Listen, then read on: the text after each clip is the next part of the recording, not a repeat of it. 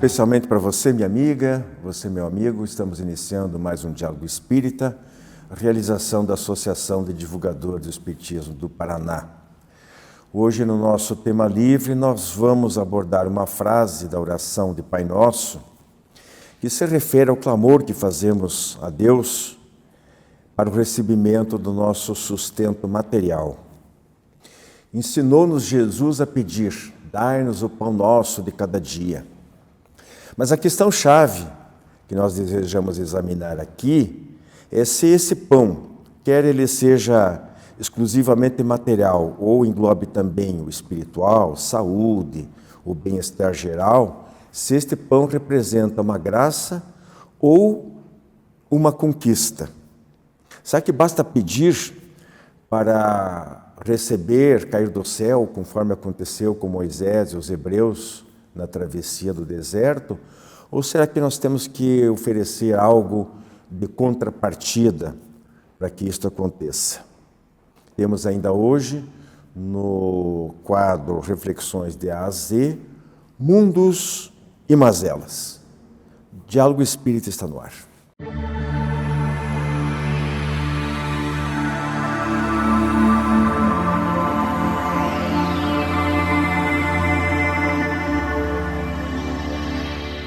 Queridos amigos, estamos iniciando o nosso tema livre de hoje com o tema O Pão Nosso de Cada Dia, Graça Divina ou Conquista.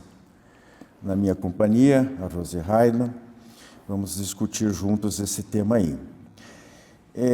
Para início de conversa, na coletânea do Evangelho de Preces, no final do Evangelho segundo o Espiritismo, tem um trecho que diz o seguinte: analisando justamente essa oração que Jesus nos ensinou: dai-nos o pão nosso de cada dia. Allan Kardec diz que, abre aspas, o homem de boa vontade deve pedir o auxílio de Deus para secundá-lo a obter o necessário, mas não para quem se compraz na ociosidade ou procura o supérfluo. Fecha aspas. Pois, de novo, o alimento deve ser retirado da terra com o suor da fronte. Dito de outra forma, no popular, Rose, Deus ajuda quem madruga? Pois é. Algumas pessoas nascem aquinhoadas por todos os dons da fortuna. Outras nascem em berço misérrimo. São circunstâncias extremas que nós sabemos têm causas espirituais e fazem parte do planejamento de vida. Mas são circunstâncias extremas, são pontas, das situações. A grande maioria de nós tem que lutar muito para obter o pão de cada dia. E o que nós notamos? Que Deus ajuda, não só quem cedo madruga, mas à medida que a própria pessoa se ajuda, Ajuda de que Deus te ajudará. O que nós vemos na maioria das vezes? Uma atitude de relativa passividade. Eu rezo, eu jogo na loteria, eu tento a boa sorte, mas e a escola? E estudar? E sentar numa carteira e ler todos os livros, E chegar cedo no trabalho e executar todas as suas atribuições com o máximo de perfeição possível, por simples que seja.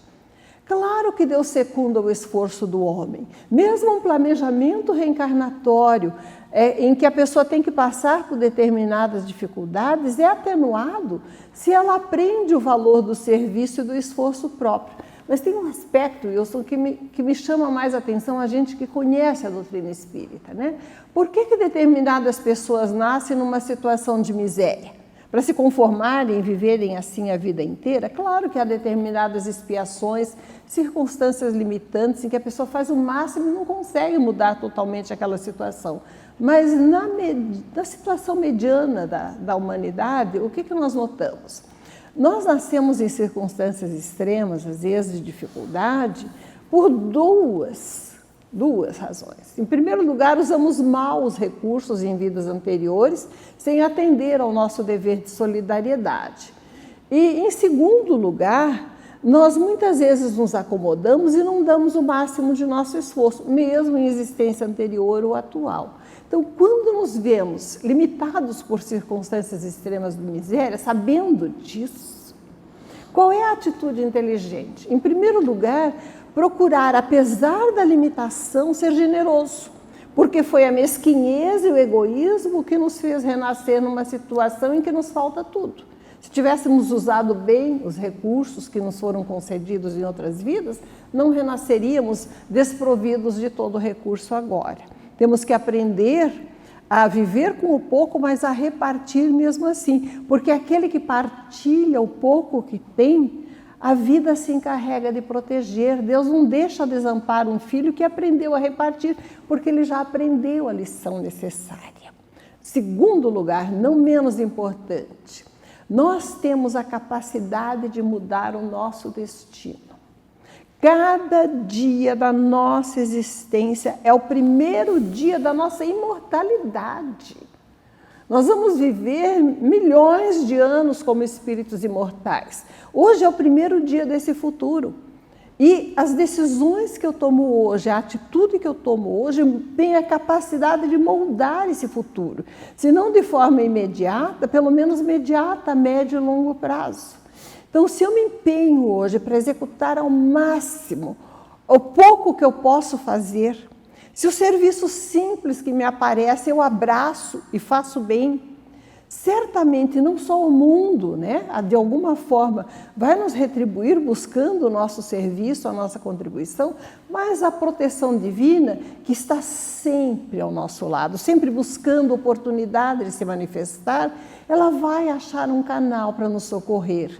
E o nosso esforço vai encontrar uma certa reciprocidade, não só nos recursos materiais, mas na proteção espiritual que nos leva a achar uma solução melhor para as contingências da miséria que nos cerceia. Nessa, ainda insistindo um pouquinho mais nessa colocação de Kardec, vejam bem, é importante a gente enfatizar, você já falou um pouco, da ociosidade e do supérfluo. Né? Porque a ociosidade, obviamente, é esperar que realmente tudo literalmente caia do céu. E o supérfluo é as pessoas que, muitas vezes por ambição, por desejos incontrolados, por não mensurar adequadamente o que realmente importa e o que não, e ficam pedindo a Deus ajuda para coisas triviais, para banalidades, para atender coisas fúteis, desejos fúteis. Então é muito importante que a oração não é para isso. O pedido a Deus, esse pão nosso, isso não é pão. Né? Isso não é pão, nem aqui nem na China. E decorrente disso aí, nós temos a situação do trabalho, que existe o trabalho para alcançar, né? O que é a conquista do pão? Como é que se faz? Ela já falou, através do trabalho, do estudo, da aplicação, da disciplina, todas essas virtudes, qualidades que nós temos que desenvolver e que conduzem ao sucesso em qualquer empreitada. E isso se chama trabalho. E existe o trabalho material e o trabalho intelectual, que é uma obrigação, é um dever para exercitar a nossa... Os espíritos dizem isso, para exercitar a nossa inteligência na busca do provimento das nossas necessidades. Então a fé ajuda, mas ela não basta, não é suficiente. Já falamos em outros programas aí sobre essa situação de achar que a fé é que salva, não as obras, quando tudo indica, e há uma opinião forte, né, muitas opiniões fortes do próprio Jesus, de que a cada um segundo suas obras. Então nós precisamos fazer a nossa parte.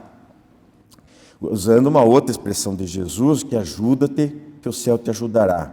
Né? Não é assim que é? E aí está relacionado com outros três frases ali, né?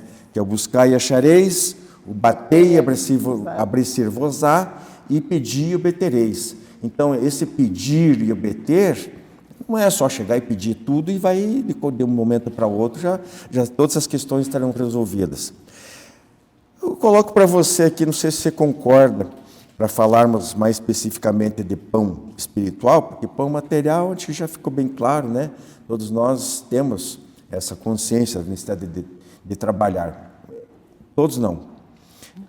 hoje em dia, principalmente, o assistencialismo, né, a gente sabe como é que são as ideias que pululam por aí.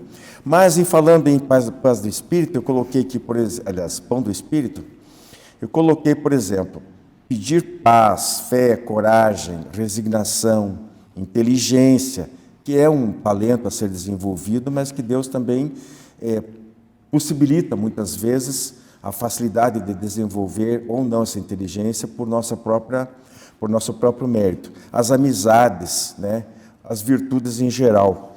Então, Rose, o trabalho, as ações na área, na esfera religiosa, as ações sociais, elas não devem ser encaradas como um fardo, mas como um privilégio, e nem como uma ideia salvacionista, de achar que vai fazer aquilo, até às vezes uma barganha com Deus. Eu faço, vou ajudar fulano, eu vou dar 10, Deus vai me dar 20, porque diz que Deus dá em dobro, né? Tem muita gente que pensa assim. É mercantilista, né? Estamos comprando o favor divino.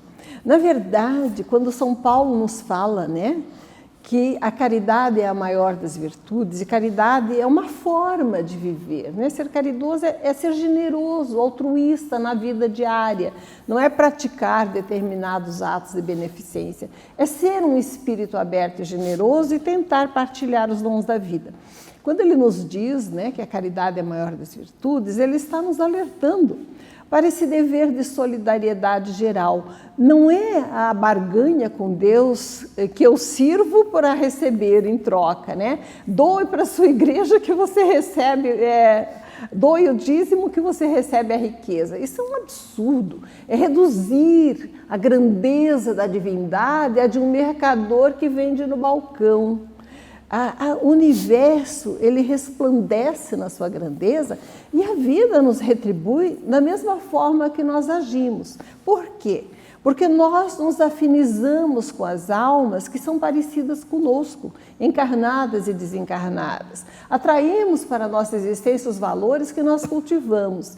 Então, se buscamos cultivar a arte, a boa leitura, a boa conversa, a boa música, se acima de tudo procuramos partilhar, repartir o que nós temos com generosidade, sem ficar medindo e cobrando o pouco que damos, mas tentando enriquecer a vida ao nosso redor de forma singela, se não temos outros recursos, né? Ajeitando um vaso caído na rua, né? Dando um sorriso para alguém se não temos uma moeda para doar. Entender no colega que precisa falar e que precisa alguém que o ouça, olhando nos olhos de quem nos pede uma doação, e se não temos mais, dando o nosso entendimento, a nossa solidariedade, o nosso respeito à dignidade humana. Esses são os dons maiores que nós temos.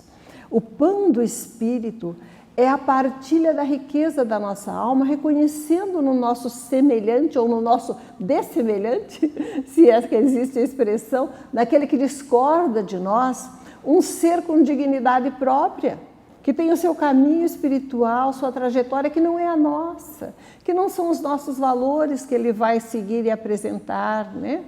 E reconhecendo nele um filho de Deus, com o valor próprio. Se tivermos essa generosidade da alma, o pão do Espírito naturalmente vai estar presente na nossa vida. Qual é o maior vazio, a maior carência que nós notamos? A falta de significado para a vida. O Dr. Viktor Frankl, né, eminente psiquiatra, já dizia que se a pessoa sente o significado da sua própria existência, sabe qual é a sua meta? Se ela se sente reconhecida no seu valor, ela enfrenta qualquer coisa, porque as circunstâncias exteriores nós não mudamos às vezes, mas nossa capacidade de reagir a elas, da forma que nossa vontade determina, que a nossa escolha traça, é o maior poder que nós temos.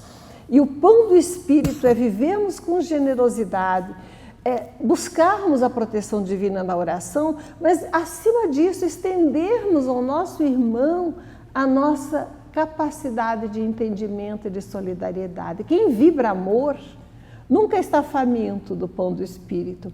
Quem consegue amar mesmo sem receber em reciprocidade, se sente em plenitude, se sente leve, se sente rico. E é esse pão da alma a que Deus nos convida, a cultivarmos o amor ao próximo e a nós mesmos. Pois é, você falou aí em fome espiritual. Eu vou praticamente fechar o nosso tema livre dizendo o seguinte: a falta do alimento material, ela leva à desnutrição, às vezes até o óbito, né? Infelizmente, a humanidade, nós vemos imagens aí quase que diariamente de vários lugares do mundo onde a desnutrição leva à doença e à fome e à morte. Já a fome do espírito, ela enfraquece a alma, obviamente, e retarda o progresso. E atinge a todos. E aí nós temos o seguinte, para concluir, né? Dentro do trabalho cristão, ou não cristão, mas dentro do trabalho do bem, da solidariedade, né? A seara é imensa. As necessidades é exatamente isso que a gente está falando. Mesmo em países mais desenvolvidos, há outros tipos de carências que nós talvez até desconhecemos aqui. Aqui as nossas carências a gente bem as conhece. Então, assim, a fome, portanto, a fome espiritual é muito grande. Então, nós temos que fazer a nossa parte, né? Cada um dar o seu contributo. Não falta trabalho para ninguém, por nós e pelos outros, né? Então, que você tenha pão em abundância. Como é que você vai conseguir isso? Você vai ter que encontrar o seu próprio caminho, a sua própria maneira de ser. Uma coisa é certa, de braços cruzados, você não vai obter nada. Paz a todos. Você conhece o Clube do Livro Espírita de Curitiba? Com ele, você tem descontos de até 60% no preço de capa.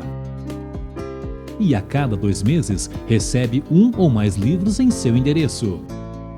Associe-se e tenha o melhor da literatura espírita em sua casa e ainda ganhe uma assinatura do jornal Comunicação Espírita durante o período de 1 ano. Clube do Livro Espírita de Curitiba. Associe-se e contribua para a manutenção do programa Diálogo Espírita.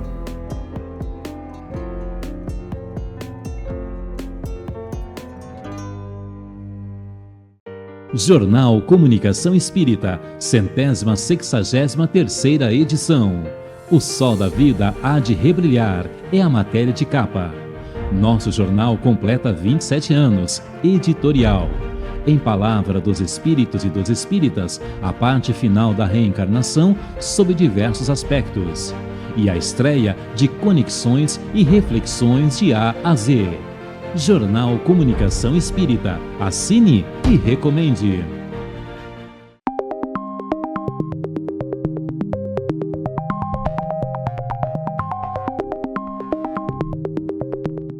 Estamos aí de volta, agora para a apresentação do nosso quadro Reflexões de A a Z. Hoje nós vamos falar sobre mundos e mazelas. Vamos começar pela primeira, obviamente.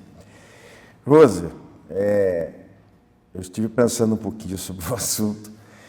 Não é nenhuma pegadinha, não. Mas eu pensei assim, para a gente abrir um pouquinho o leque, eu não sei qual enfoque você vai dar. Mas estava pensando assim, primeiro, quando a gente fala em espiritismo, mundos têm alguns significados. Por exemplo, tem o mundo material e o mundo espiritual. A gente fala muito sobre isso aí. Também temos um dos princípios básicos da doutrina espírita, que é a pluralidade dos mundos habitados. No tempo que isso não era ciência, né? Que não era ciência. Só crença. E temos mais ainda, muitas vezes nós nos referimos ao nosso mundo íntimo. Qual dos três você quer falar? Olha, acho que os três são importantíssimos. Quando nós falamos de mundos, nós estamos falando de amplas possibilidades, né? Quando Jesus falou há muitas moradas na casa do meu Pai, com certeza ele não se referiu só aos mundos materiais. Mas nós podemos começar por aí. Da doutrina espírita, no tempo que ela foi codificada, que ela surgiu, a ideia de outros mundos habitados ainda era apenas uma hipótese científica remota, né? É crença, na maioria das vezes, de alguns. Mas os espíritos nos ensinaram, desde o início, que a mesma matéria que formou o nosso mundo, o nosso sistema solar, pelo universo afora, formava ilhas de vida, que hoje nós sabemos que são outras galáxias, que nem eram conhecidas na época, né? Formavam ilhas de vida, aglomerados de sóis e de sistemas em que a vida se desenvolvia, que não era privilégio da espécie humana ser uma espécie inteligente e habitar um globo e ter o seu processo evolutivo. Nos ensinavam também os espíritos que nem sempre essa vida física se desenvolvia nas mesmas bases físicas que a Terra, o que tem muita lógica, né? Então, a pluralidade dos mundos habitados foi um dos princípios básicos no tempo em que a ciência ainda não se ocupava tanto do assunto. E os espíritos nos ensinavam que nós tínhamos mundos primitivos, em que era destinado às primeiras encarnações dos espíritos, mundos de expiações e provas, do qual a Terra se encaixava, mundos de regeneração e superiores, no qual a vida já tinha outros aspectos. Mas uma coisa importante para nós lembrarmos quando falamos de mundo é que as dimensões vibratórias em que a própria fluido cósmico, em que a própria matéria básica se estrutura, não estão restritas a esses mundos bariônicos, né? Esses mundos de matéria condensada, que são primitivos, expiações, provas, regeneração, etc. Mas as diversas esferas da vida espiritual, que certamente têm muito mais gradações do que os próprios mundos materiais. Sabemos que o plano espiritual é estruturado da mesma matéria que forma a nossa matéria densa, o nosso corpo físico, a nossa terra que nos acolhe, só que em outras dimensões vibratórias, e que obedece a leis próprias que são tão tangíveis e materiais para os espíritos que as habitam, quanto essa matéria densa é para nós. Esse conceito é importante para nós tirarmos aquela ideia de mundo espiritual místico, abstrato, que se transforma automaticamente conforme os desejos, as aspirações várias e os sonhos de cada um. Isso não existe, né? A matéria é estruturada em diversas dimensões vibratórias, no qual a vida se desenvolve. Mas e o nosso mundo íntimo, né? Como ele funciona nesse aspecto? Quando nós pensamos, quando nós sentimos, quando nós decidimos e agimos, impulsionamos e direcionamos a nossa vontade, nós estamos emitindo energias, tonalizando esse fluido cósmico que existe ao nosso redor com as nossas cores mentais, emocionais, sentimentais. E nos afinizamos com essa tonalidade vibratória que emitimos a partir de nós com todo um mundo de mentes que pensam como a nossa. Então, esse aspecto é fundamental para vermos aonde demora o nosso pensamento, aonde demora a nossa aspiração, o que nós estamos alimentando, né? Se é o lobo que existe dentro de nós ou é o cachorro já domesticado, usando aquela linguagem popular dos exemplos. Então, o mundo espiritual ao qual nós nos afinizamos constitui o céu ou o inferno em que nós não estamos destinados a habitar após o desencarne, que nós criamos dentro de nós e em que nós já moramos desde agora. Eu acho que o mentor Emmanuel, que através dele, Chico Xavier psicografou muitas obras, se não me engano, é a expressão dele, ou do André Luiz, eu não tenho certeza. Esse mundo íntimo ele chama de casa mental, né? Eu acho uma expressão interessante, né? Mas, André, ela expressa bem a importância que tem de a nossa vivência interior, tanto de pensamentos como de sentimentos e emoções, ela procurar sempre o equilíbrio, a harmonia com o ambiente, consigo, né? Com os outros, né? Então, casa mental, o que é casa, né? Eu não disse lar mental porque fica meio esquisito. Mas, nesse sentido, a casa é o nosso lar, é a nossa intimidade. E quem não quer ter a sua casa organizada, em ordem, limpa? Então, não vamos permitir que se acumule lixo dentro da nossa casa mental. Né? E o que é lixo? Tudo que não presta, tudo que desequilibra, tudo que rebaixa as nossas vibrações psíquicas, tudo que nos atém, nos prende, nos aprisiona a vida material, impedindo a nossa libertação, a expansão do nosso espírito. E isso só pode prejudicar. Então, vamos cuidar bem da nossa casa mental, fazendo aquela higiene mental que você costuma dizer, né? Aquela limpeza através da oração, da boa leitura e por aí afora. E o Bom, trabalho, né? E o trabalho. E o trabalho. Porque o trabalho realmente dissipa, não dá tempo para as coisas, para a gente prestar muita atenção às coisas ruins que estão à volta. Bem Aí isso. a gente foca no trabalho Consome do bem, energia no bem. no trabalho do bem e esquece o resto. Muito bem. E mazelas? Mazelas é um termo que a gente usa bastante, né, na doutrina espírita, na casa espírita. As mazelas de outras vidas, em relação à saúde, vicissitudes. E aí? Mas elas têm dois aspectos, né? Até semanticamente. Aquela deficiência, o vício, a dificuldade que ainda temos e as dificuldades, né? Os óbices que nós enfrentamos na existência. Do ponto de vista das imperfeições pessoais, as nossas mazelas, né, as nossas imperfeições nesse aspecto, nós sabemos que elas são parte do nosso processo evolutivo. Criados simples e ignorantes, vamos vencendo aos poucos as nossas imperfeições pela aquisição de experiência. Errar faz parte do processo, demorar no erro ou no sentimento de culpa é um desperdício, é focar nossa energia no lugar errado, mas procurar, como São Paulo, né? Reconhecer o erro, ir em frente, dar o nosso melhor, realizar o nosso melhor, é vencer as nossas imperfeições, as nossas mazelas, reconhecendo que nós somos imperfeitos, que vamos errar, que a aquisição de experiência é um processo, que a nossa evolução é um processo, que a própria perfeição é alguma coisa que é inatingível, que é o nosso processo de aperfeiçoamento, que conta, né? Viver da melhor forma enquanto buscamos a aquisição dos valores morais mais elevados. E mazelas no sentido da dificuldade, aí nos pega, porque dor, né? Sofrimento até, são coisas, a dor nos atinge de fora, né? São fatores externos que caem sobre nós e realmente em algumas circunstâncias nos trituram por dentro. Mas são aspectos também do nosso processo evolutivo que, se forem entendidos, podem ser assimilados, causarem menos sofrimento do que poderiam, né? E nos auxiliarem no processo de amadurecimento, de aquisição de experiências.